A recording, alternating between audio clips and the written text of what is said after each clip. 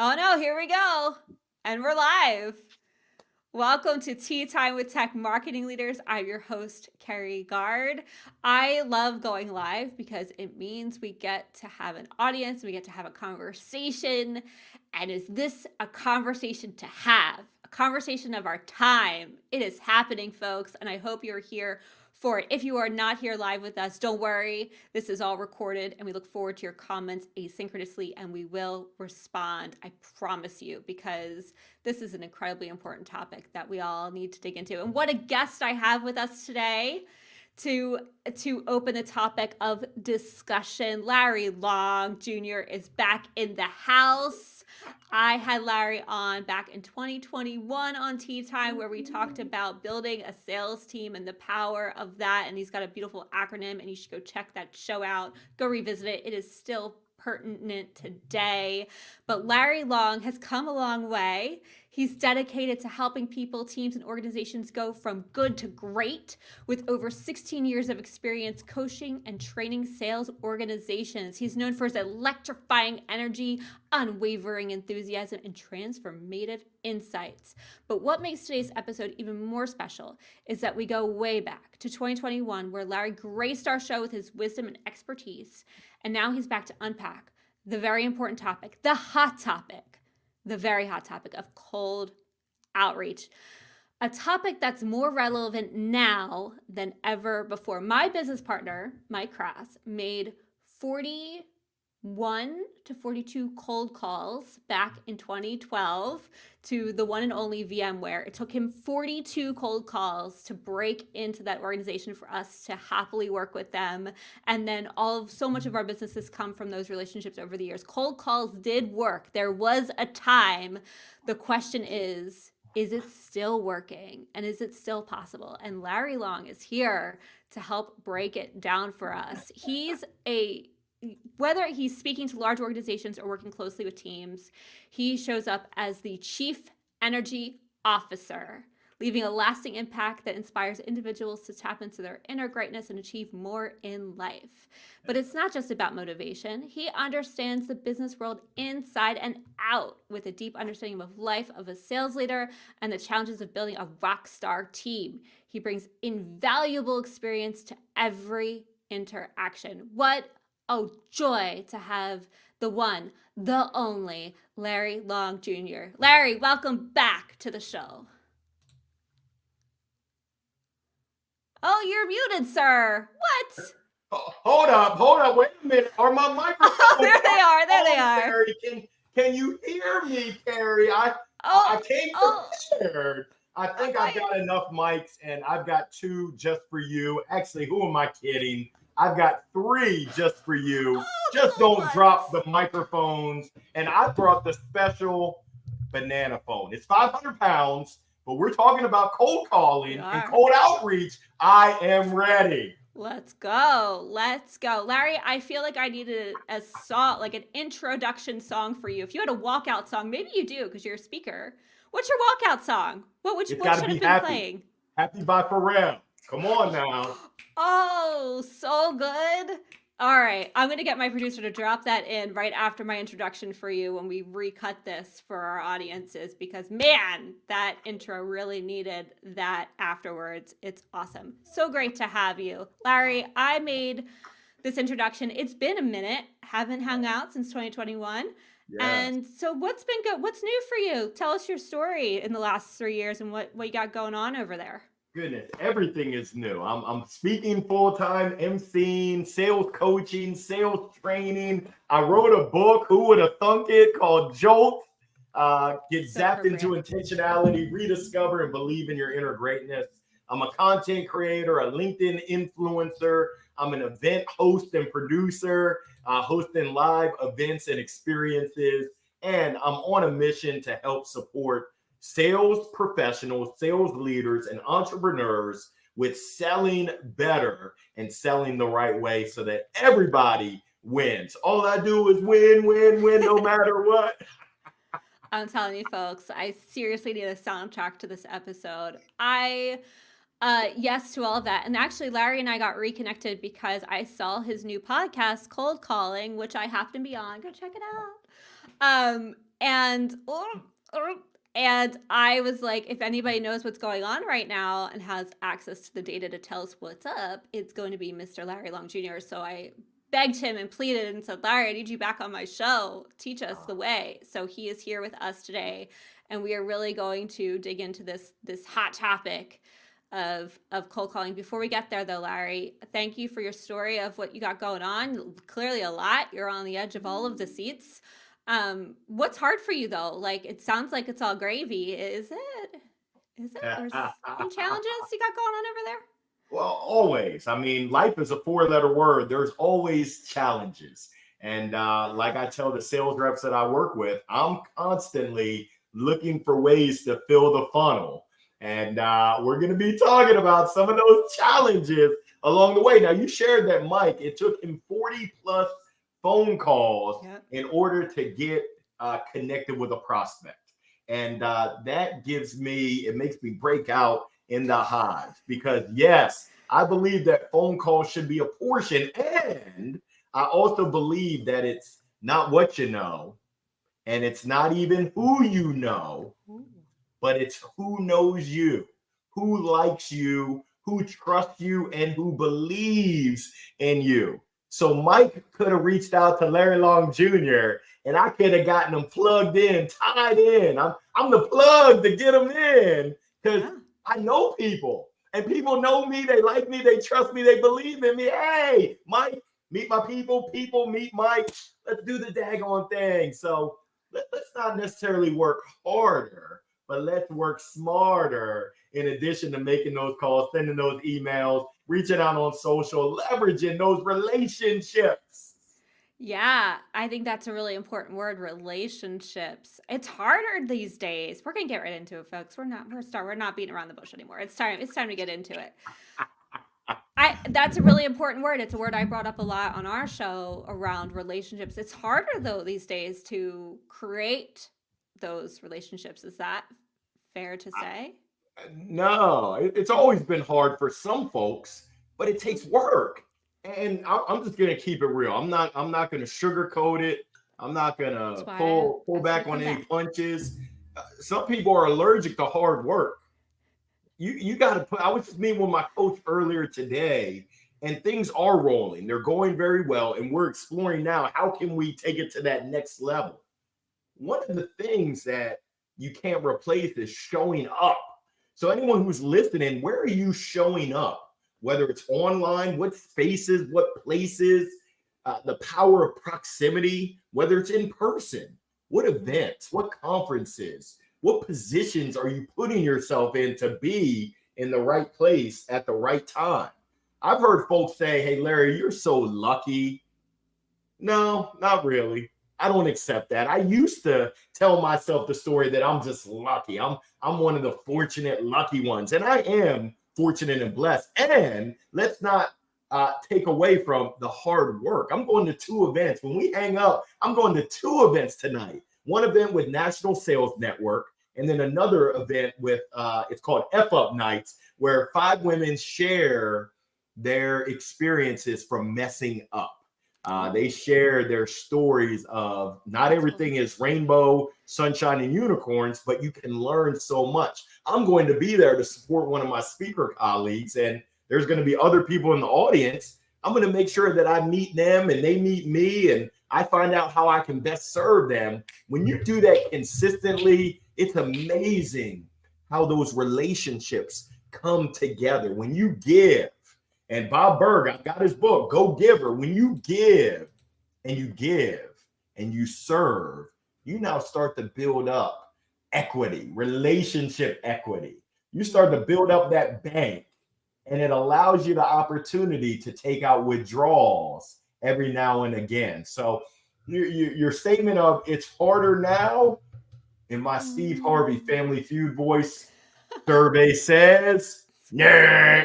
it takes work. You got to put in that work. You've always had to put in that work. I think this is where one of the challenges is coming down to of this idea of cold outreach is it feels like two channels. You got your phone and you got email, and the numbers there, if that's all you're doing, seem to be dwindling. And one of the things that you said is really powerful to me is that it's not about who you know, but it's about who knows you. And that feels like the tables have turned, the tide has changed in how social media has helped us facilitate becoming known. So you've done the work to put yourself out there. What do you say to folks who are just hearing this for the first time and going, "Oh, I gotta create an online presence or an in-person presence or a speaking engagement presence." How, there was a time where you had to get started. What do you say to those folks who are having this aha moment? It's the brand of you. When I look at your LinkedIn, if you're in B2B, I would imagine that your prospects, your clients, your partners are on LinkedIn. That's just an assumption. If they're not, then shame on me. This might not work for you. But you've got to find the channel and channels that your people are in. But if your folks are on LinkedIn, when I go to your profile, what does that profile tell me? What story does it tell me? Because if it doesn't tell me a story, I'm going to create my own story. And it's probably not going to be good. So when you call me, it's going to be ice cold. Ice cold outreach is very challenging. Those numbers are pitiful. I used to make ice cold outreach. I used to make 150 calls every day. Pick up the phone and dial it myself. We didn't have an auto dialer, not like Monster Connect. We had our finger dialer, 150 accounting firms and CPAs every day. Out of that, the numbers were we were going to have anywhere from 14 to 26 conversations, primarily with gatekeepers, the front receptionists. From there, we were lucky if we were able to have 5 to 6 conversations with the decision maker. From there, we were targeting 2.8. So let's round up to 3 signups a day. From there, we knew that on average, it was 2.2 were going to show up. There was a no-show rate. Right. That was back in 2000, and let me make sure I got that number right. That was back in 2005. I can tell you that ice cold outreach is very difficult. High turnover, not high effectiveness, but I can tell you that today the phone isn't dead. The phone is very much alive, and it's very much Even with the technology of like calls being blocked or being unknown or people being more weary and understanding of like the quote unquote spam of it all, like I'm very I yeah, I'm curious. Like intuitively, it feels great.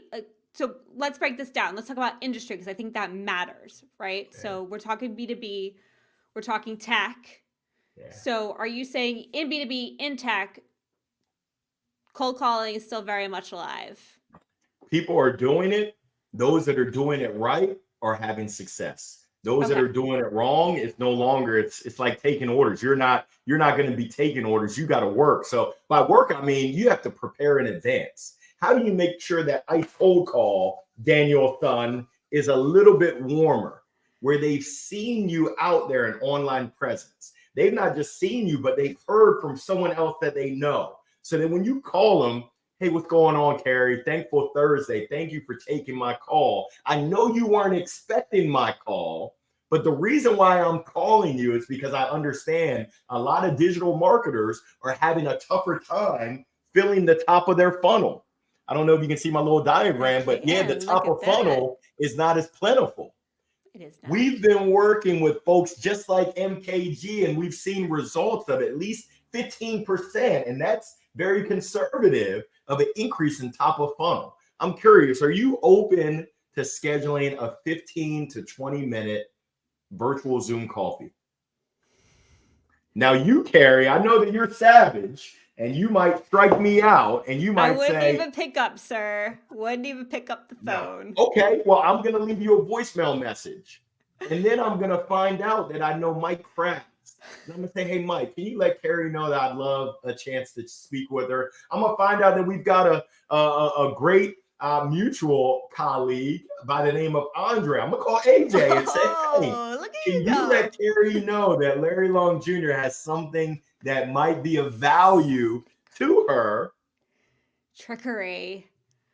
and it's going to warm up. Once again, it's not what you know. It's not even who you know. It's who knows you, who likes you, who trusts you, who believes in you. Hey, Carrie, when you get a chance, I know you're super busy, but check out my LinkedIn profile. Scroll down to the bottom and take a look at the 268 recommendations that I have from people that I've worked with.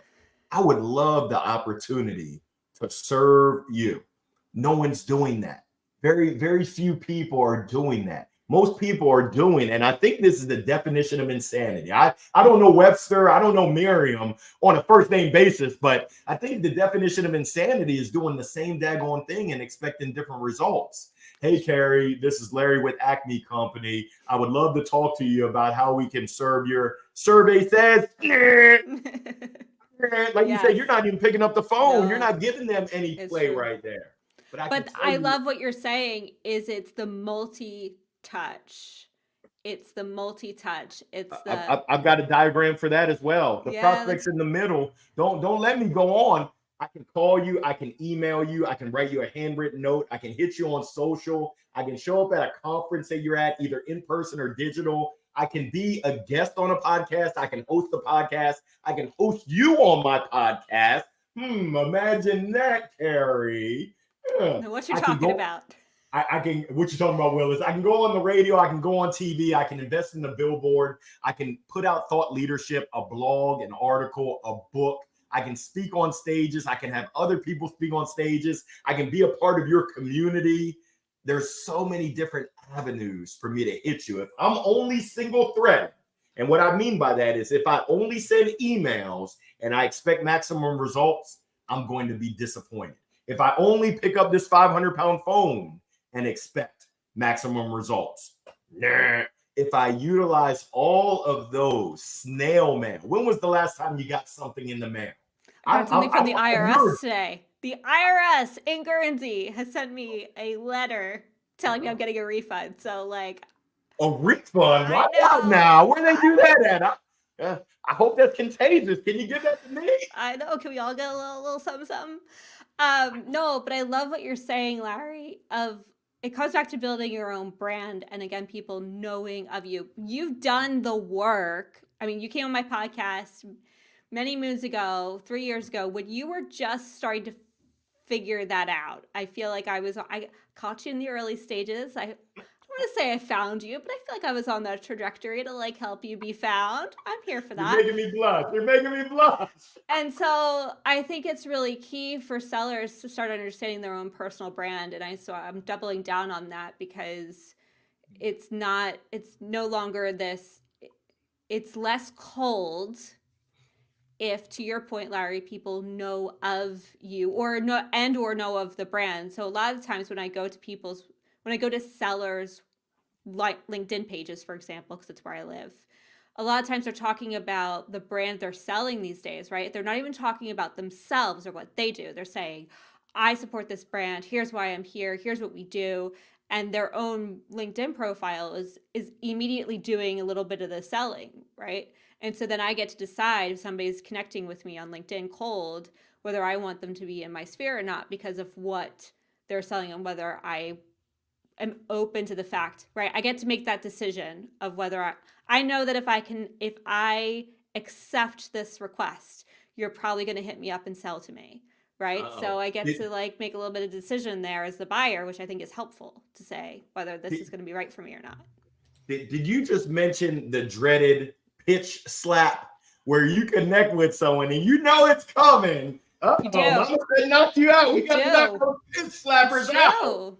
I mean, we have to be weary of it these days. All right, I'm accepting this connection request. So what pitch slap's coming at me today, right? Yeah. Now imagine this, Carrie. You and I connect, and I say, "Hey, thankful Thursday, Carrie. I appreciate the connection. I see the amazing work that you're doing in the land of Guernsey around the world, serving folks. I'm curious, how can I best support you and serve as a resource? I'm not asking you for anything other than how can I support you?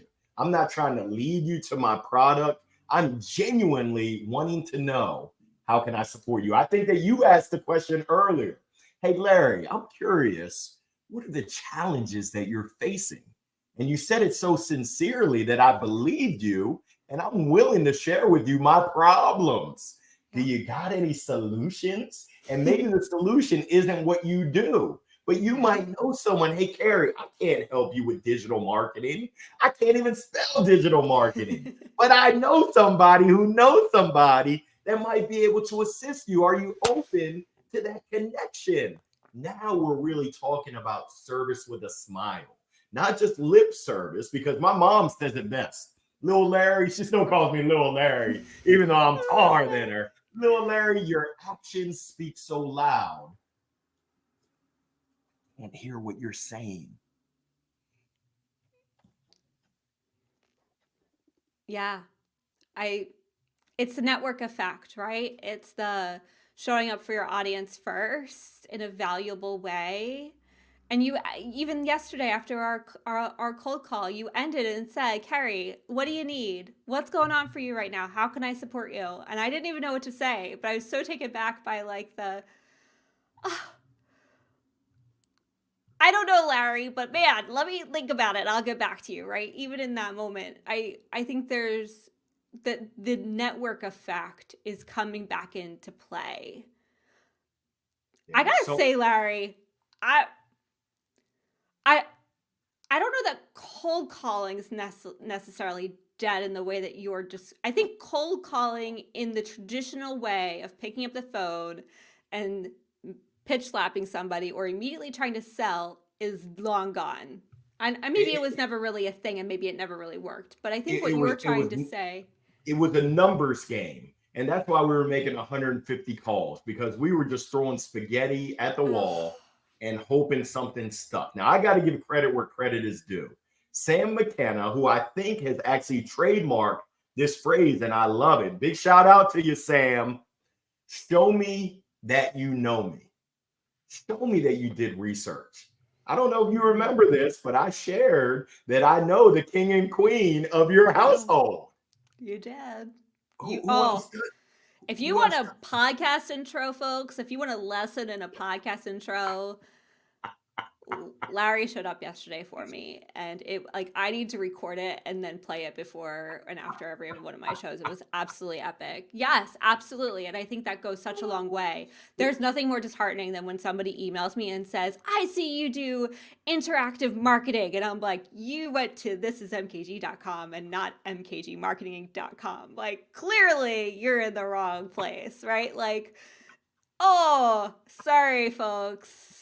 Yeah, not gonna work here. So, kudos to them for the effort, but I do think there is an end. There is a you do get better results if you do want to actually intentionally connect with the person. Let's talk about this though, because this is hard to scale.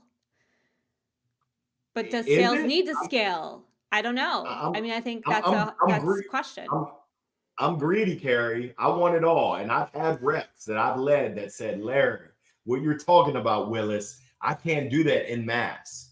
Well, I want you to deliver quality, tailored, customized message, and I want you to do it at scale. And luckily, my good friend Beck Holland, parlez-vous français, oui, oui. Beck, who used to be based out of San Fran, is now in Paris. She talks about Oh, customization at scale. So if I'm going to customize with you, Carrie, because you are one of my top targets, you're part of my A list. I'm going to give you the white glove treatment. I'm going to go back to content that you produced, that you published 18 months ago. And I'm going to provide you with a message that says, Carrie, this article that you published in 2023, where you highlighted 5 things, and I love number 3 and number 5. That's the kind of personalization and tailoring you're going to get. For the other people outside of my top 20, they're going to get something a little more generic.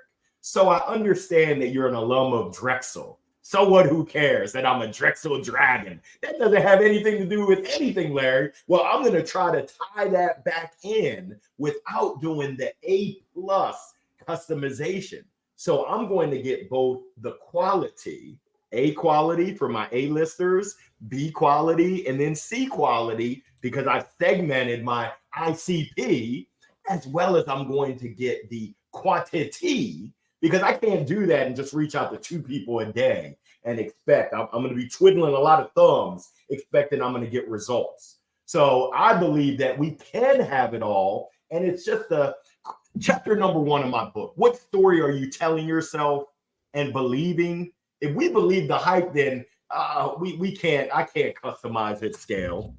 That word right there doesn't exist in my dictionary. Can't. I believe that. Hold up, someone's knocking at my door, Carrie. Who is it?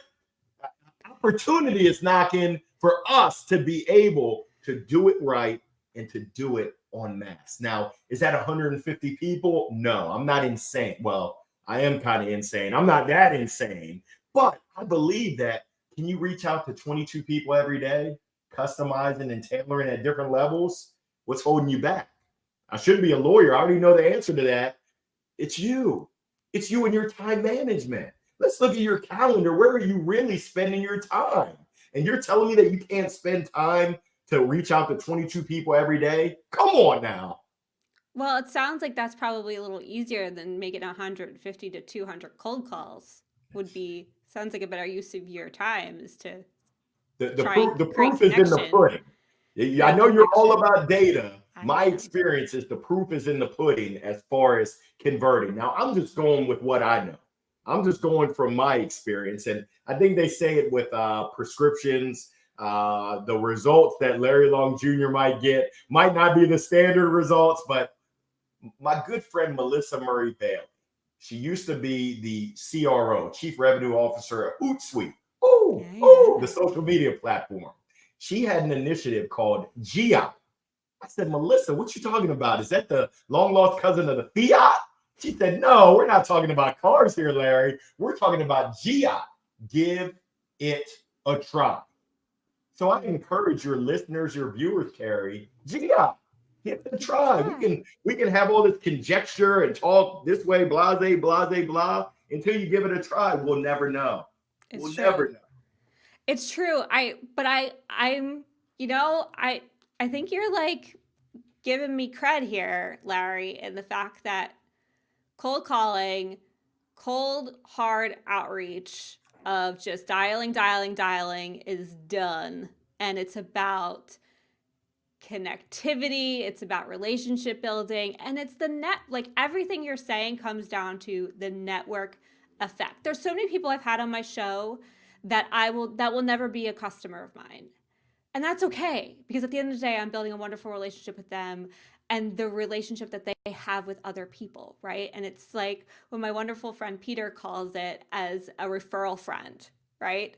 Like referral friends are the best because they, even though they might not find value for being able to work with you, they will run into somebody who will, and you will be the first thing that pops to their mind because you created this wonderful relationship with them. And so let's talk about that next step, right? So you did that initial outreach. You got to have a little bit of understanding more about their problem, whether it's you or not. So how do you stay on top of it? If you're reaching out to 22 folks a day and that's compounding, how are you staying on top of those relationships to nurture them towards figuring out how to help them? There's 3 letters that I've got to say that help me. C, R, and M. And for me, it's HubSpot. HubSpot has been, and I would also encourage folks to look at if Salesforce might be a fit, but you've got to have a method and a process. I wouldn't say you've got to. It will certainly make things easier on your follow-up and your follow-through. Oftentimes, and we know better, I think the old number was 7 touches. The new number is anywhere from 14 to 24 touches are required before you can get someone. Mm-hmm. We heard the story about Mike, 20 plus touches in order to connect. Yeah. And the follow up and follow through. If I leave you a voicemail message, I know you're going to hear my voice. So in the words of the great philosopher, Bob Marley, I'm going to get up and stand up when I leave the message. And I'm going to tell you exactly what I'm going to do. Thankful Thursday. Carrie, I'm going to follow up with an email tomorrow at 8:12. You better believe at 8:12 in my CRM, I'm going to have an activity at 8:10. you're going to receive an email from me at 8:12. I'll probably automate it. I'll do the email right now and have that thing sent off. In the email, I'm going to let you know that I will call you on Tuesday, what is that? The 26th at 3:11. Now you're like, why is he gonna call me at 3:11? Because I'm gonna tell you what I'm gonna do, and I'm gonna do it. I'm now building my say-do ratio. When you say you're gonna do something and you do it, you now just implicitly build that trust. If you say you're gonna do something and you don't do it, they call that the say-do ratio, and that's not a good place. You'll disappear real quick if you do that. So it's this simple, thoughtful strategy. And I don't do that for everyone, but it's all dictated by my CRM. My CRM lets me know exactly what to do and when to do it so that I'm right on time and I'm building that equity. Now, does that mean that that's going to get everyone? No, I've yet to meet anyone who can get everyone. That's unheard of. If you're for everyone, you're really for nobody. But for your best fit clients, you should be engaging at a higher percentage than you are today by implementing these little things. I don't know if you're familiar with the 3-minute challenge, Carrie. So often we ask people, we ask them, we want, give me, give me, give me, give me, give me. Well, imagine if every day, every single day, we reached out and we gave to one person. It only takes 3 minutes.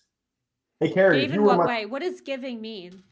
if you were my 3-minute challenge, I'm going to go and find that 800, 900 year castle in Guernsey. And I'm going to tell you, I thought I saw you at the top of the castle. Are you the queen, Queen Carrie? Look at that. You're smiling, you're laughing, you're blushing. You're like, wow, this dude actually listened to me. I'm not asking you for anything. I'm just giving you something. And I'm not asking you for business in return.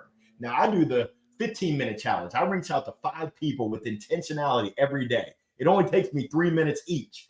Oh, this person likes chocolate. Can I send them a Forrest Gump Life is Like a Box of Chocolates GIF? I was running. Oh my gosh. Maya So Angelou good. said, Yeah. people will forget what you said. They'll even forget what you did. They'll never forget how you made them feel. So even if you and I aren't going to be working together, when you hear someone else talk about, hey, we need an energetic speaker, someone who cares, someone who has the give a damn factor, ding, ding, ding, ding. I don't even remember his name, but I know that he always has that big old smile. He's got all those microphones. He's got all the funny bananas and the props. Brand. It's the LL Larry Long Jr. brand, right? LL Cool Jr. No, Larry Long Jr. And I'll give you the perfect example. My largest engagement was with Houghton Mifflin Harcourt, January 11th in Orlando. I didn't know anyone at Houghton Mifflin, but I met a gentleman in 2021. We connected in 2021. His company got acquired by Houghton Mifflin. October, they're sitting around the table, the boardroom. We need an energetic closing keynote. Who do y'all know? Well, I know so-and-so from the country club. Oh, yeah, my dad's buddy. Oh, yeah. He said, nope, we got to bring in this guy, Larry Long Jr.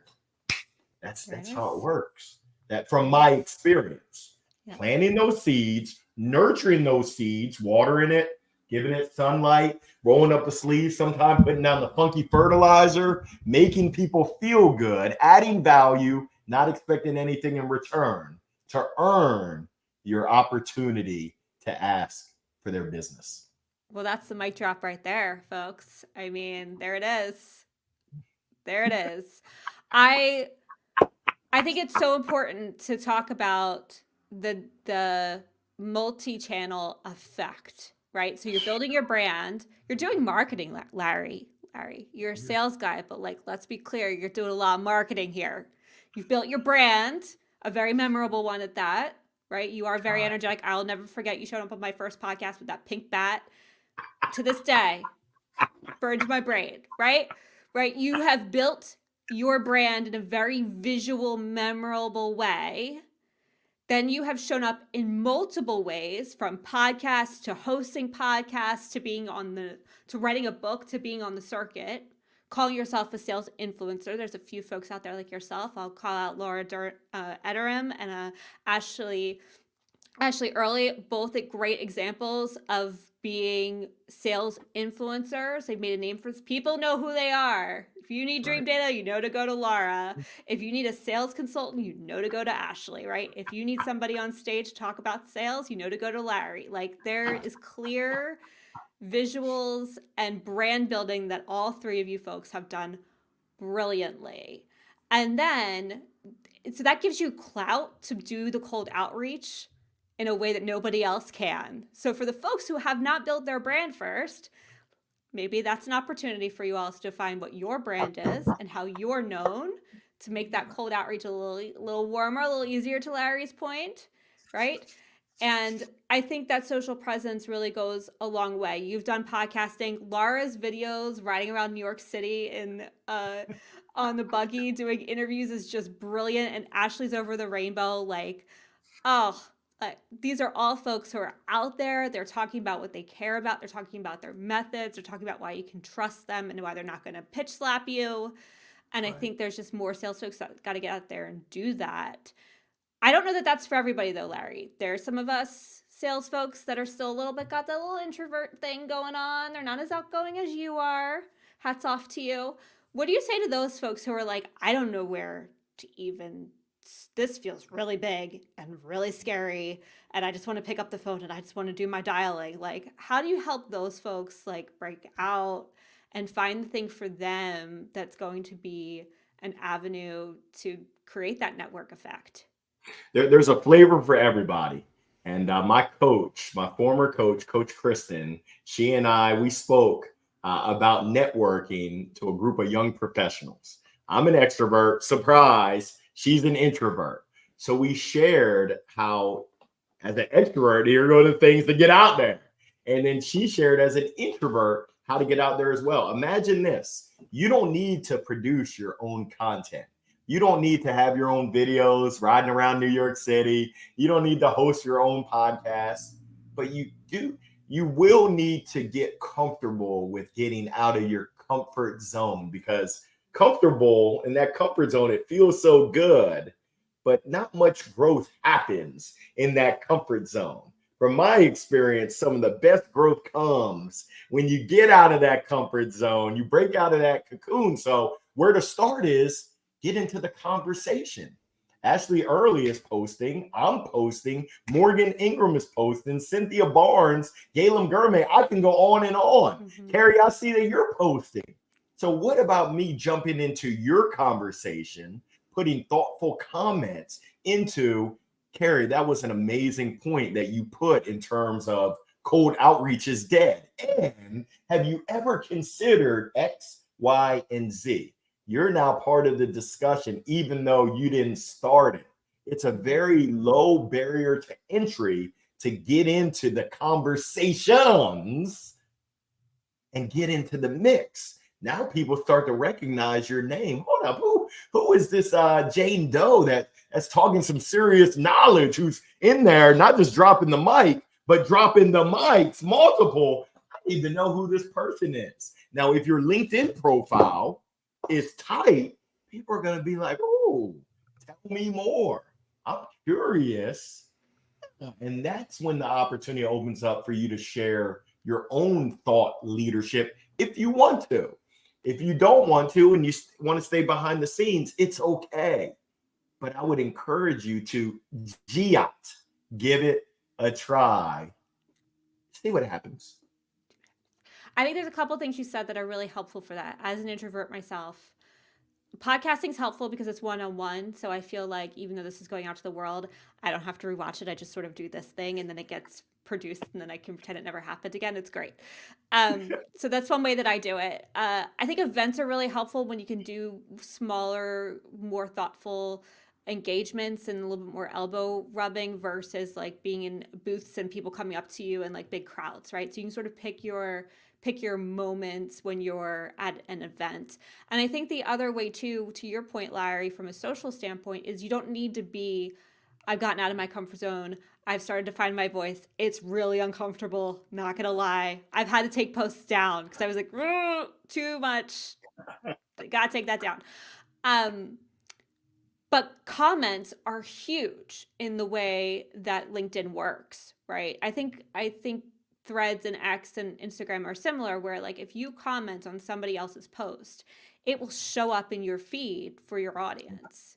So That's it's it. all these little types of marketing that you do as a salesperson. And I think this is why it's so important for sales and marketing to buddy up. Oh, I huge, You're huge, right. So what's it for you? huge. How does marketing help you? Like these are all marketing tactics you're doing as an individual, but how, Yeah. when you're working with a marketing department, how do you lean on them to say, uh, to I know that marketing makes your job easier. What is that for you? Well, it's marketing is sales. Sales is marketing. We're trying to solve problems. We're trying to build awareness. We're trying to close business because we help people with their pains and their problems. If we're not on the same page, Houston, we got a problem. So essentially, it's I think they say if you want to go fast, go alone. I can be a lone ranger, but I'm trying to go far, Carrie. You want to go far, you better partner up. And marketing is the place to ideate, to figure out what programs we're going to run and then to execute. You got to do it. The best ideas that don't get done, those are just ideas. So, from the experiences I've had and from what I'm seeing now, sales and marketing are getting, and it's not just sales and marketing. I need our support team. I need our customer success team. I need a holistic approach to every account and every prospect to help us to win the business. And once we win it, to keep the business. Those organizations that are thriving, they're together. For those folks that aren't thriving, oftentimes, it's not all the time, but there's no mystery that they're silos.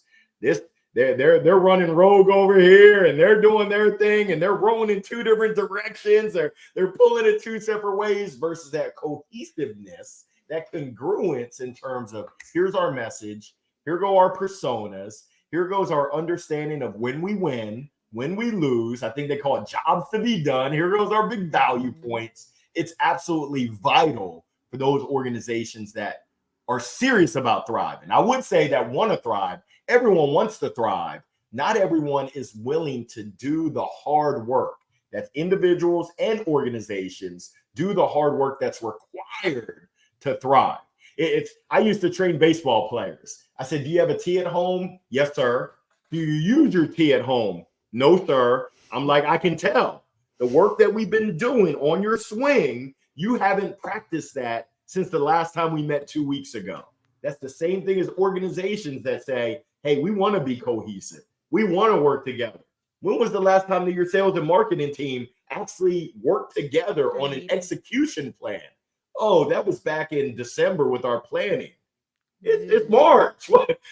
Y'all haven't talked since then? y'all, Oh dear. y'all have been running your own place. Good luck. Oh dear. I really think it comes down to an account based approach, Larry. I feel like that's what you're talking about. You have your key accounts you want to go after, right? You work with the sales team to say, here are the key players, here's the messaging you're going to do, here's the relationships you are going to go build, here's the playbook to do it, here's your to do list, right? And then marketing goes, great, we're going to surround that audience a really intentional way so that they remember you. So when you pick up the phone to give them a call, they're like, oh yeah, I saw that ad. That was really clever, right? And then you work them through the funnel through email and all of those things to make sales job easier when they do pick up that phone and give them a call. I think account-based marketing is coming, account-based, it's ABX now. It's not ABM, it's ABX. I think this is a great example of that, of how these two systems really need to work together. And then customer success comes into that, right? It just doesn't end once they're a customer. Then how do you keep that account using both sales and success teams to keep that going? And marketing can absolutely still play a role. Upselling, cross selling, all of those things through email and ads.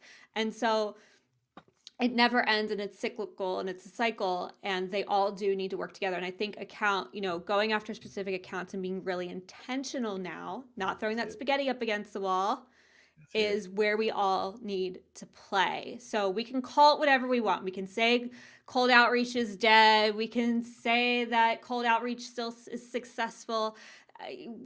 Either way, the point is that it comes down to creating intentional relationships with our prospects, being there, being helpful, and we might you said this, Larry, we might not always be the solution, and that's okay. Because at the end of the day, we showed up for them. And they're going to remember that. They remember how we made them feel. So, oh, Uh, I love it. One of the best exercises we did. I was at a unicorn company called Pendo. I was employee number 40. This was probably when we were at 100, 120 employees. We didn't exercise. And I learned this at a meetup group. But essentially, the exercise was account-based marketing, accounts-based selling. You have 3 months, 1 quarter to land one client. Budget ain't a thing. Unlimited budget. What do you do? The amount of creativity that we had within our sales team, SDRs, BDRs, AEs, enterprise, our marketing team was amazing. Our folks in New England said, hey, we should sponsor a beer fest and hire Big Poppy, David Ortiz, and Tom Brady. Great idea. We definitely don't have the budget for that. Our team out in the West, Silicon Valley, said, hey, we should sponsor Dream Staster, which is right around Dreamforce. And we should do a puppy drive and have all the puppies in Pendo Pank outfits. The company color was pink, but they called it Pank. We said, we don't want PETA knocking on our door. That's a whole bunch of P's right there. Pendo, Pank, PETA. So Evie Novak, who's now in London, she said, why don't we do a digital billboard where we put the face of the chief product officer, the CPO that we're trying to reach, and we let them know, Pendo wants to get in contact with you, give us a call. Digital billboard, his name's up there, our information's up there. Do you think we got that deal? What do you think, Carrie? I think you definitely got that deal. At least got the phone call. I imagine you had to get a few phone calls. Did you do just one Survey person? says, not a chance. We scared that dude away. He saw his picture and said, what in the heck are these people doing? Don't they know that I'm a product officer? I don't want my business out in the streets. We never heard from him, but we gave it a try. We GI'd and we realized maybe we don't do any more digital billboards. That didn't go well. Okay. But what did work well is Emily. She put together a North Carolina grab bag, the dairy chocolate, which is here in Raleigh, North Carolina, the Old Tuffy beer, which is Wolfpack beer. She had the little sticker with the North Carolina outline of the state flag, a handwritten note that she hand delivered and dropped off for 10 of our prospects. 9 of the 10, because there's always got to be one who's just that person.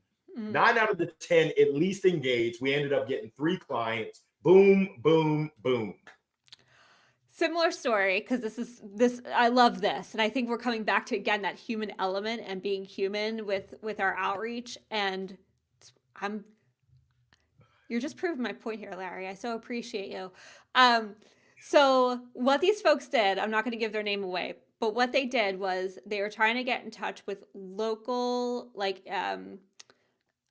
companies inside of little cities, not big cities, but like little cities that are fitness and that need a fitness program, a fitness tool to help for scheduling. And they sent them pineapples because they're health nuts, right? The people running these running these studios are health nuts. So what did they send them?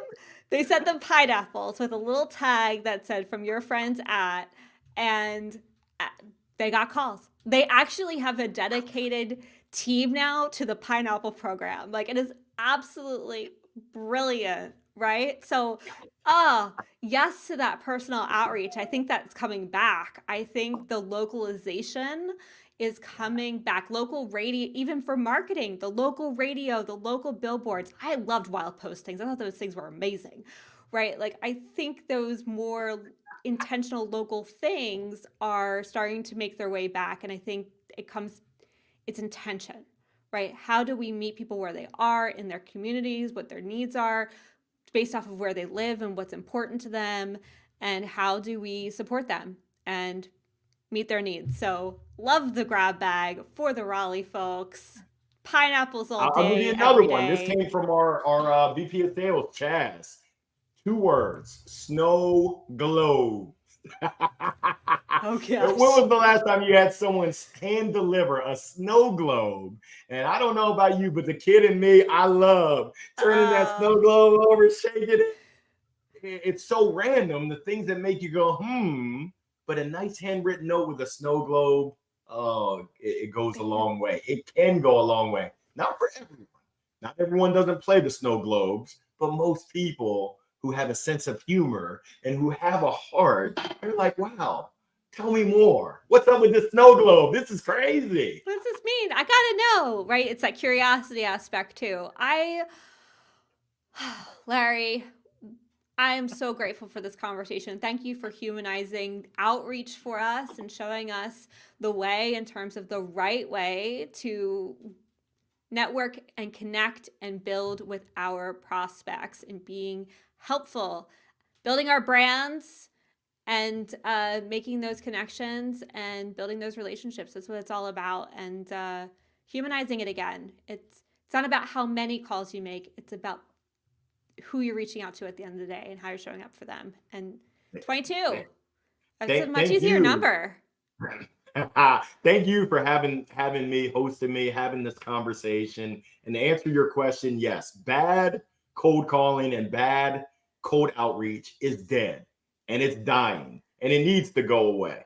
But doing it right, let's go ahead and revive it. Let's resuscitate doing it the right way across the board. Because those doing it bad, they're giving a bad rap to folks that are doing it and doing it right.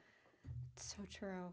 That's so true. Larry, before we go, where can people find you? They want to learn more about what you got going on over there. They want to learn more about the Uh, right way to outreach. Where are you The, at? the best way to find me is on LinkedIn, Larry Long Jr., the man with the mic. Feel free to check out my website, Larry Long Jr. That's JR.com. I would love the opportunity to serve you, to support you, to help you along your journey, your adventure, hopefully allow you to not make it a misadventure, which is my middle name, but we're certainly having a whole lot of fun. This was awesome. Thank you, Carrie. Thank you. Before we go, Larry, you're more than a sales guy, you're more than a marketer. What are you most looking forward to in 2024 coming out of the insanity that was the pandemic and now settling into the opportunities and possibilities of what's to come? It's the strategic partnerships.